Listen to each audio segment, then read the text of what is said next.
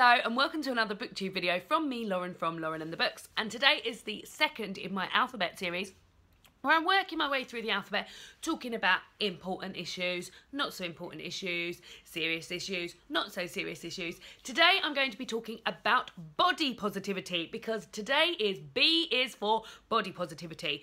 Now, this video is going to be talking about body positivity in relation to my body because my body is where I feel most of my body positivity because I live in it.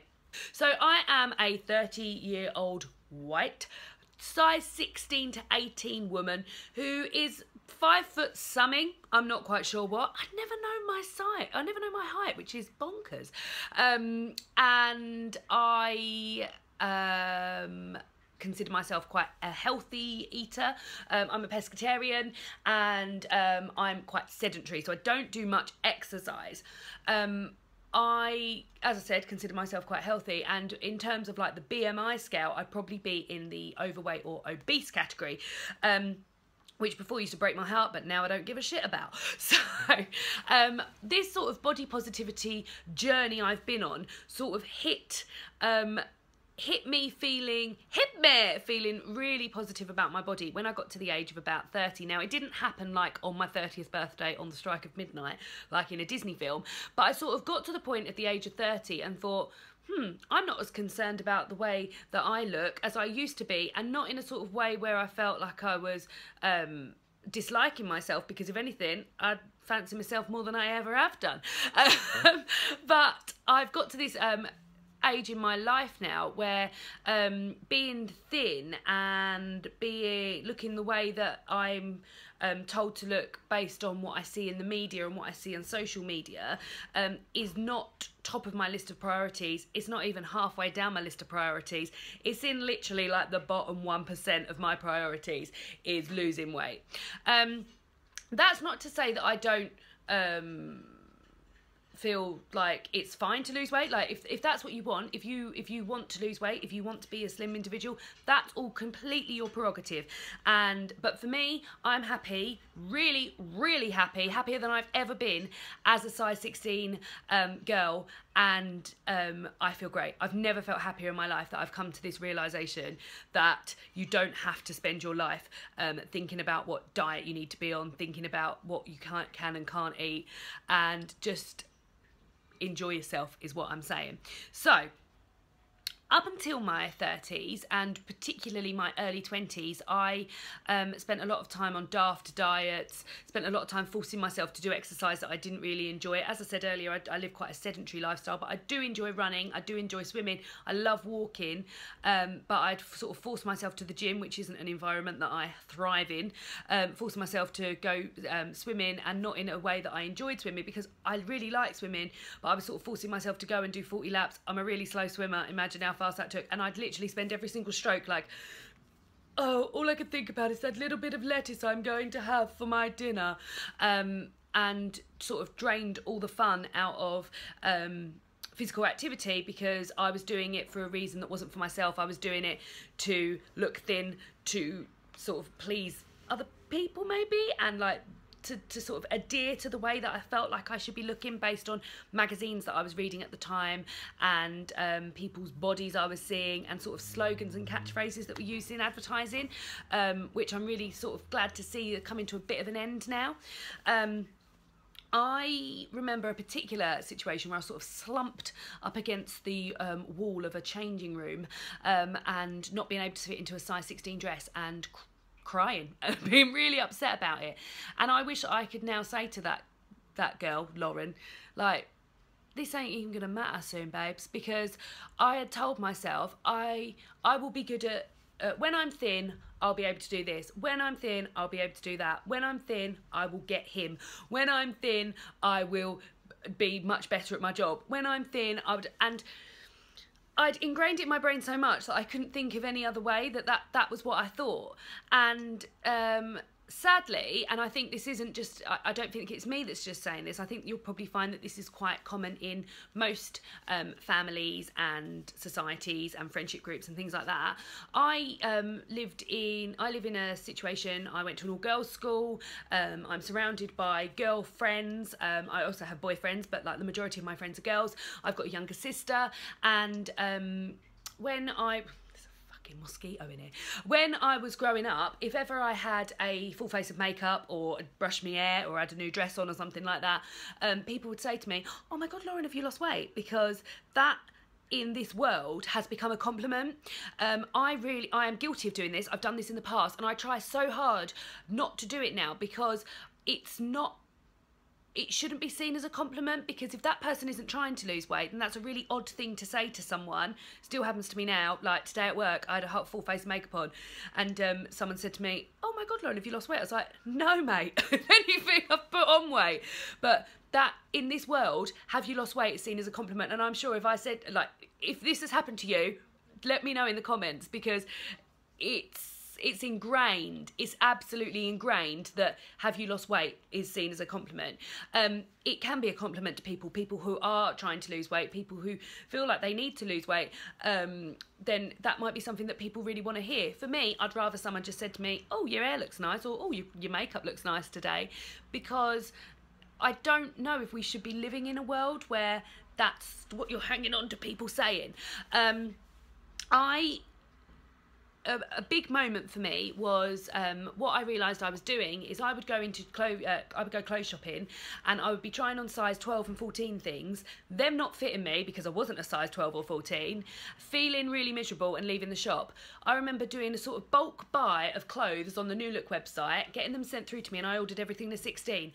Tried it all on. I felt amazing. I honestly, I felt fantastic. I just tried on a site, I remember it well. Sadly, it died a death in the, it got ripped in our washing machine. It was a tan leather skirt, and I bought, to go with it, a black and white stripy t-shirt. And I remember putting it on, looking in the mirror thinking, this skirt looks really good on me.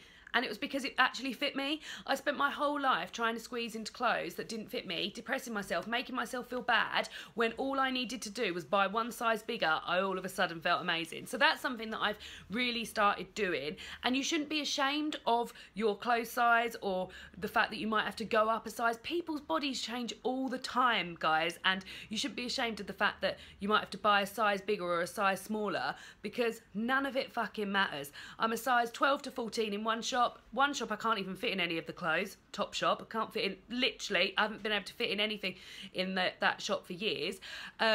Some shops I'm a size 18. I buy t-shirts in a size 22 if I want them a bit looser fitting.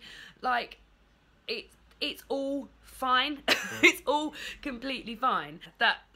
So a big moment for me was just buying clothes that fit me, because I just felt fantastic afterwards, especially after probably spending a good few years trying to fit in stuff that wasn't fitting me. And I had a wardrobe full of stuff. None of it fit me, and I'd be like, I'll just hang on to that because I might slim down into it. I'm never going to slim down into it. I'm happy as I am. And those clothes in there were a reminder to me that perhaps I shouldn't be happy as I am. Perhaps I should be aiming to fit into this size 14 dress. Well, it's not going to happen because I'm really happy as a size 16, which is also completely fine. There's been a few sort of like moments over the years of sort of body positivity things, some really random, particularly the first one, of moments in my life where I thought, yeah, it's fine to be this size, it's fine to be whatever size you want. One of them is in the In-Betweeners film. So the In-Betweeners is a really successful TV series in the UK which follows 4 boys in the sixth form, like 17 to 18, sort of their trials and tribulations of growing up. Some people love it, some people hate it. I really enjoy it. I think it's really great. And they made a film, and in this film they go on holiday, and the 4 boys meet 4 girls, and one of those girls is a character called Jane, who has amazing long red hair. She's sassy, she's so sure of herself, and she's wonderful, and she's also a bigger girl, and she gets paired up sort of with Jay, who is the dickhead of the group basically. And I remember him saying to her, like, they're having a sort of like flanter I believe it's called now, flirty banter, and he says something to her like, oh, why would I be interested in you? And she's like, why? Because I'm fat. Like, and I remember watching this in the cinema. This was about 10 years ago, thinking, my God, I wish I could be like her and just be like, why? Because I'm a bigger girl. Like, does it matter? And no, it doesn't matter. And now I do feel like that. And I feel so proud. And I just think, hats off to the In-Betweeners writers for writing a character like that, because those are the sort of characters we need in things, people that don't give a shit. The actress actually is now in a series called Drifters, which I absolutely must watch because I've seen clips of it and I really find it funny. And yeah, hats off, like, they're real people. She's a real person, and she made me feel wonderful about myself. Somebody else is Adele. So Adele sort of stormed onto the music scene. Again, a girl with red hair. Got a lot of these girls with red hair that I've been doffing my hat to. And she came onto the scene. Not your average stick-thin pop star. And just, I just thought, I love this girl. And every time she has a chat, and she's always so normal and so confident in her own bod. And I remember seeing her in the same dress at like 3 different like sort of events that were going on around the same time, and someone calling her up on it in an interview and her being like, of course I wore that dress 3 times, I thought I looked amazing in that dress.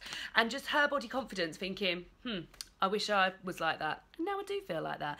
And then the last person is a really recent person, and that is a Instagram account called Body Positivity Panda. I always get the Body Posy Panda. I know there's a panda in there somewhere.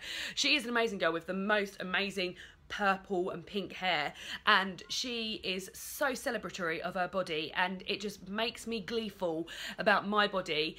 She's infectious in terms of her positivity of her own body in a way that I can't but love. After watching one of her stories of her dancing around in her underwear, I can't help but think, bloody hell.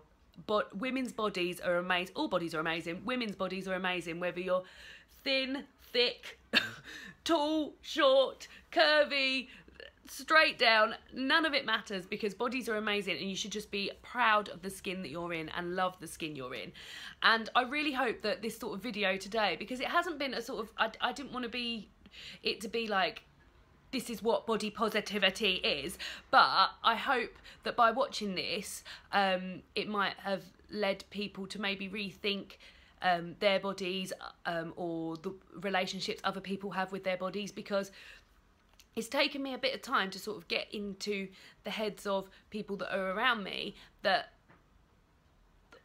although I may not look the way that people want their bodies to look, this is exactly how I want my body to look, and I'm really, really happy about it. So thanks so much for tuning in, guys. I hope you've enjoyed this. I'm really loving filming this series. I think next time is going to be C for Cats. I'm hoping to go and film at the Cat Protection League, where we got Minnie from. And I would love to hear from some of you guys. I want to hear what people love about their bodies. Let me know what you love about your bodies, because we should all be celebrating our bodies. Are you beach body ready? Because we've all got bodies, we can all go to the beach. So that's what it's all about. And I'll see you all again soon for another BookTube video. Bye!